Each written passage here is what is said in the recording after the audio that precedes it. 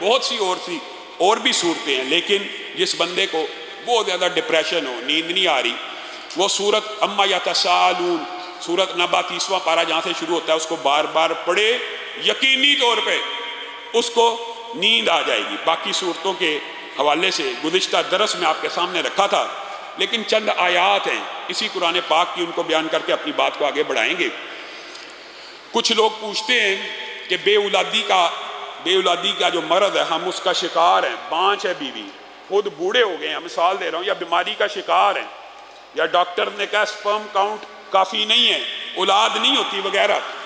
تو اس کے لیے ایک بہت مجرب وظیفہ ہے، ربی لا تذرنی فردا وانت خیر الوارثین، ربی لا تذرنی فردا وانت خیر الوارثین۔ یہ 313 مرتبہ 40 دن ہر نماز کے بعد پڑھ کے تجربہ کر لیجئے۔ اسی مرکز کے اندر اللہ کے فضل و کرم سے متعدد ایسے لوگ موجود ہیں کہ جن کے گھر اولاد نرینہ بیٹا نہیں تھا ہوتا، انہوں نے یہ وظیفے کیے ہیں، اللہ کے فضل و کرم سے آج اللہ تعالیٰ نے ان کی گودوں کو ہرا کر دیا ہے۔ اور یہ ضمنی طور پہ بات آئی، آپ سب ساتھیوں سے گزارش ہے، آپ نے آمین کہنا ہے۔ ہماری جو پرنسپل ہیں، ٹیچر ہیں خواتین کی، باجی اقصیٰ، آپ سب دعا کریں اللہ تعالیٰ ان کو بھی اولاد صالحہ نرینہ نصیب کرے، اللہ تعالیٰ ان کو اولاد صالحہ نرینہ نصیب کرے، اللہ تعالیٰ ان کو اولاد صالحہ نرینہ نصیب کرے۔ جو بندہ یہ وظیفہ پڑھتا ہے اللہ رب العزت ان کو اولاد صالحہ نرینہ ضرور نصیب کرتے ہیں۔ ہاں، اس کے ساتھ 10 تسبیحات استغفر اللہ کی بھی پڑھنی چاہیے، کیونکہ استغفار کی جو فضائل ہیں انشاءاللہ صبح جمعے میں اس استغفار کے حوالے سے مفصل گفتگو ہوگی۔ آگے بڑھیے، جو بندہ شادی بیاہ اور اس معاملات کا شکار ہے اور یہ بات سمجھتا ہے کہ ہمارے بچوں کے اچھے رشتے نہیں آ رہے یا شادی نہیں ہو رہی، ان کو چاہیے کہ سورۃ قصص آیت نمبر 24 کی کثرت سے تلاوت کرے۔ اور کثرت سے تلاوت کرنے کی مراد یہ ہے کہ کم از کم 313 باری پڑھ لیا کرے، ربی انی لما انزلت الی من خیر فقیر، ربی انی لما انزلت الی من خیر فقیر۔ اور جو بندہ دل کے اور سینے کے یا اس کے اندر کانفیڈنس کی کمی ہے، یا کلام گفتگو کرتا ہے کپ کپاتا ہے، یا کسی کے سامنے جانے سے ہچکچاتا ہے، یا یہ مرض بھی آج کل کے بچوں میں عام ہے۔ اکثر بچے تو بڑے بلنٹ ہوتے ہیں اور سامنے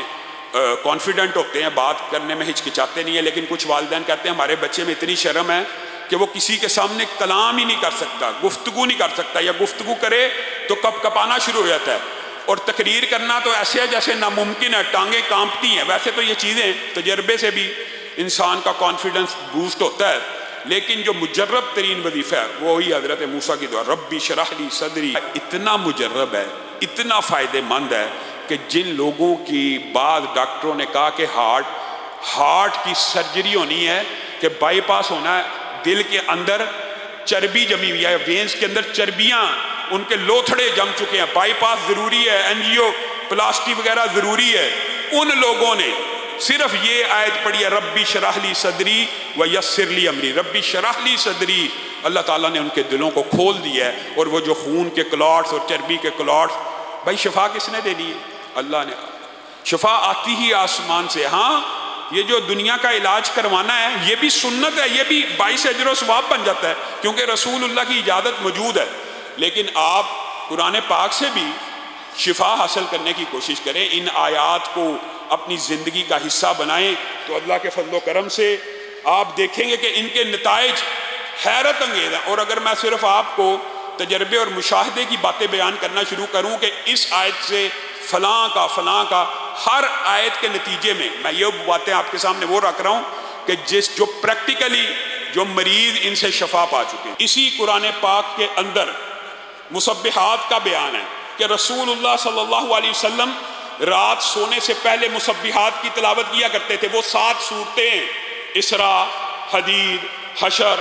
صف، جمعہ، تغابن، سورۃ اعلیٰ، یہ 7 صورتیں جو ان الفاظ سے تسبیح